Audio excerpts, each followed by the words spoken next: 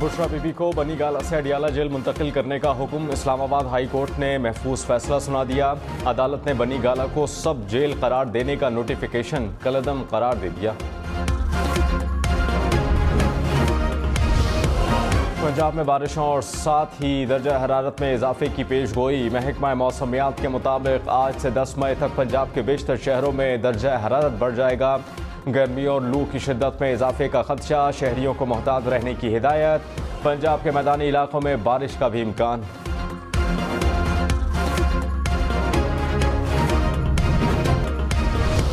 इस्लामाबाद में नान और रोटी की कीमतों के तयन के नए नोटिफिकेशन के खिलाफ दरख्वास्त दायर। नान भाइयों ने मौक़िफ़ इख्तियार किया कि 20 रुपये में रोटी बेचने को तैयार हैं। इस्लामाबाद हाई कोर्ट ने डिप्टी कमिश्नर इस्लामाबाद और एडवोकेट जनरल को आइंदा समात पर ज़ाती हैसियत में तलब कर लिया। और पाकिस्तान स्टॉक मार्केट में तेज़ी। 100 इंडेक्स में 200 से ज़ायद पॉइंट्स का इजाफा। इंडेक्स 73,800 पॉइंट्स से ऊपर चला गया। पास्को के गंदुम खरीदारी के हदफ में 4 लाख टन का इजाफा। इक़्तिसादी राब्ता कमेटी ने मंजूरी दे दी। पास्को की गंदुम खरीदारी का हदफ 18 लाख टन कर दिया गया। पावर सेक्टर के लिए 127 अरब 50 करोड़ रुपए जारी करने की मंजूरी। स्टील मिल के मुलाजमीन की तनख्वाहों की अदायगी के लिए रकम जारी करने की भी मंजूरी।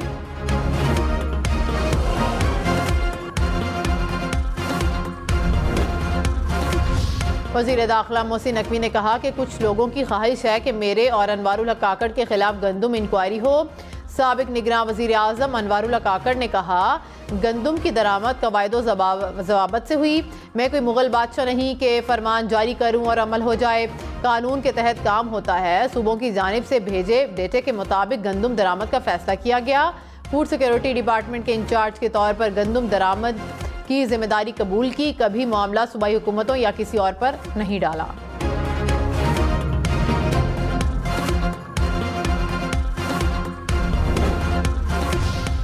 इस्लामाबाद में हर किस्म के एहतजाज और रैली पर पाबंदी। इस्लामाबाद में दफ़ा 144 नाफिजुल अमल है।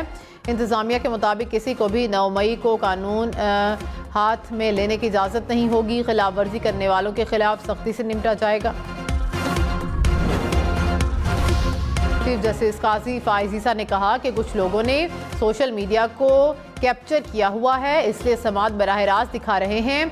जस्टिस जमाल मंदूखेल ने कहा कि सोशल मीडिया पर जायज़ तनकीद होनी चाहिए, लोगों को गुमराह ना किया जाए। जजिस खत अज खुद नोटिस केस की समात के दौरान जस्टिस जमाल मंदूखेल ने रिमार्क्स दिए कि जजिस को इतना मजबूत होना चाहिए कि कोई उन पर दबाव ना डाल सके।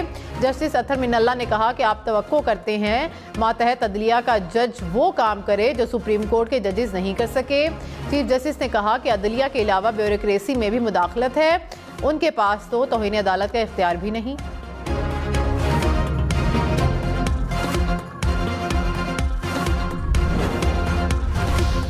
ये जो बयानिया बनाया जा रहा है कि 8 फरवरी में 9 मई गायब हो गया, गुम हो गया, कि जिसने उधर वोट डाला उस कैंडिडेट को, उसके कैंडिडेट को, उस पार्टी के, क्या वो वोट फौज के खिलाफ और शहीदों के खिलाफ और इस मुल्क के दिफा करने वाले इदारों के खिलाफ था?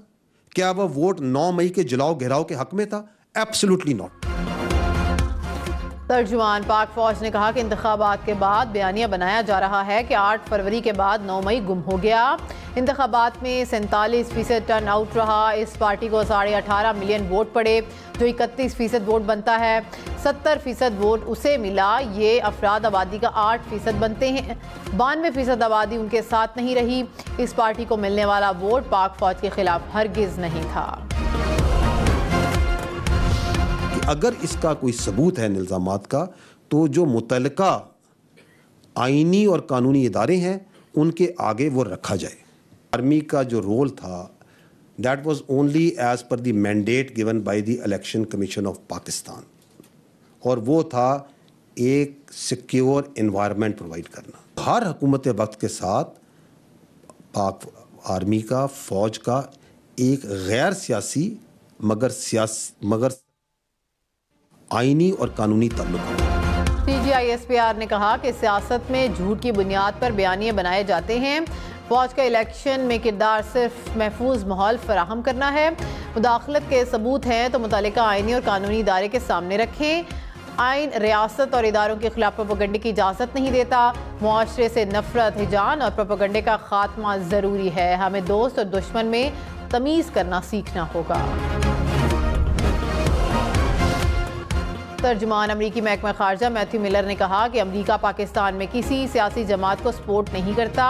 पाकिस्तान में इंतखाबात से मुतालिक हमारे मौक़िफ़ में कोई तब्दीली नहीं आई। मैथ्यू मिलर ने कहा कि अमरीकी सफ़ी डोनाल्ड ब्लूम ने कायदे हिज़्ब इख्तिलाफ उमर अयूब और दीगर रहनुमाओं से मुलाकात की। मुआशी इस्लाहात, इंसानी हकूक़, इलाकाई सलामती और दो तरफ़ा ताल्लुकात पर तबादला ख्याल किया गया।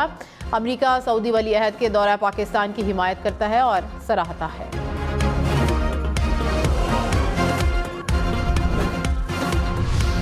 नायब वज़ीर आज़म इसहाक डार ने कहा कि सऊदी वली अहद मोहम्मद बिन सलमान के दौरा पाकिस्तान की तारीख रवा माह कन्फर्म हो जाएगी।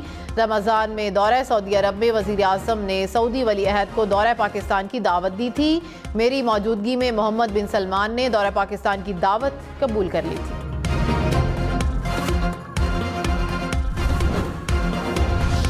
तर्जुमान पाक फौज ने कहा सऊदी अरब पाकिस्तान की मईशत में सरमायाकारी कर रहा है। सऊदी अरब पर रजीम चेंज का इल्ज़ाम लगाना अफसोसनाक है। ये वो मज़मूम सियासी सोच है कि हम नहीं तो कुछ नहीं। ये सोच नहीं चाहती कि पाकिस्तान अपने पाँव पर खड़ा हो। उन्होंने IMF की बिल्डिंग के सामने मुजाहिरे किए। अमेरिका में लॉबिंग फर्म के ज़रिए पाकिस्तान पर पाबंदियाँ लगवाने की कोशिश की गई। SIFC में फ़ौज का किरदार हुकूमत की मंशा के मुताबिक सहूलतकारी है। फ़ौज का ऐसा कोई रोल नहीं कि वो किसी महकमे की जगह ले। कहा जाता है कि फ़ौज टेक ओवर या कंट्रोल करना चाहती है। हम ऐसे जहरीले मीडिया के माहौल में रहते हैं जहां झूठ बोला जाता है।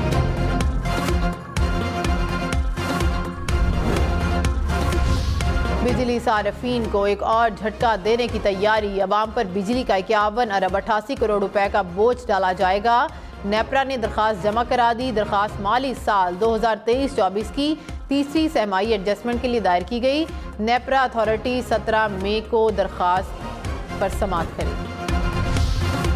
बुशरा बीबी को बनीगाला से अडयाला जेल मुंतकिल किया जाएगा या नहीं, इस्लामाबाद हाई कोर्ट के जस्टिस मियां गुल हसन औरंगजेब आज फैसला सुनाएंगे। इल्तवा टैक्स केसेस के लिए डायरेक्टर जनरल लॉ कायम करने का फैसला। FBI ने टैक्स कवानीन में तरमीमी एक्ट जारी कर दिया। 16 जून से 1 करोड़ रुपए से जायद मालियत के रिफंड केसेस एपलेट ट्रिब्यूनल को मुंतकिल होंगे। एपलेट ट्रिब्यूनल 90 रोज़ के अंदर फैसला करेगा। हाई कोर्ट का कम से कम 2 रुकनी स्पेशल बेंच टैक्स से मुतालिका केसेस सुनेगा।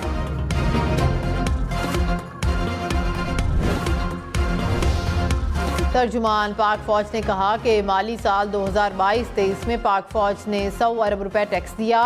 फौज के मातहत इदारों ने 260 अरब रुपए टैक्स जमा कराया। सिर्फ फौजी फाउंडेशन के इदारों ने 223 अरब रुपए टैक्स दिया। डिफेंस हाउसिंग अथॉरिटीज़ ने 23 अरब रुपए के टैक्स जमा कराए। पाक फौज में खुद एहतसाबी का कड़ा और शफाफ निज़ाम है। कवायद व ज़वाबित की खिलाफ वर्जी, करप्शन के खिलाफ एहतसाब का निज़ाम एक्शन में आता है। फौज के एहतसाब के निज़ाम में किसी किस्म की तफरीक नहीं की जाती। दहशतगर्दी के खिलाफ मुतफ़िका कौमी बयानिए के लिए मुशावरत का फैसला। सदर आसिफ अली ज़रदारी की ज़ेर सदारत क्वेटा में अमन व अमान पर इजलास। आसिफ अली ज़रदारी ने कहा कि कुछ ताकतें बलोचिस्तान और मुल्क में इस्तेहकाम नहीं चाहती। बलोचिस्तान के मुस्तकबिल का लाहेअमल तय करने के लिए तमाम सियासी क़ुव्वतों से बातचीत करेंगे। दहशतगर्दी और मनशियात की स्मगलिंग का आपस में गहरा ताल्लुक है।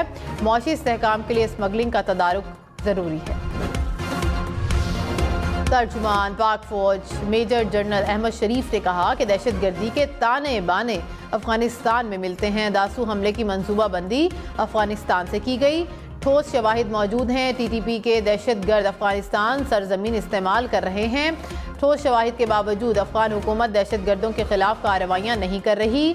दोहा में किए गए वादों पर अफगान हुकूमत ने अमल नहीं किया। दहशतगर्दों और उनके सहूलतकारों की सरकूबी के लिए हर हद तक जाएंगे। मुल्क में अमन व अमान कायम करना अवलीन तरजीह है। आर्मी चीफ का दो टोक मौक़िफ़ है कि दहशतगर्दी को जड़ से उखाड़ फेंकेंगे।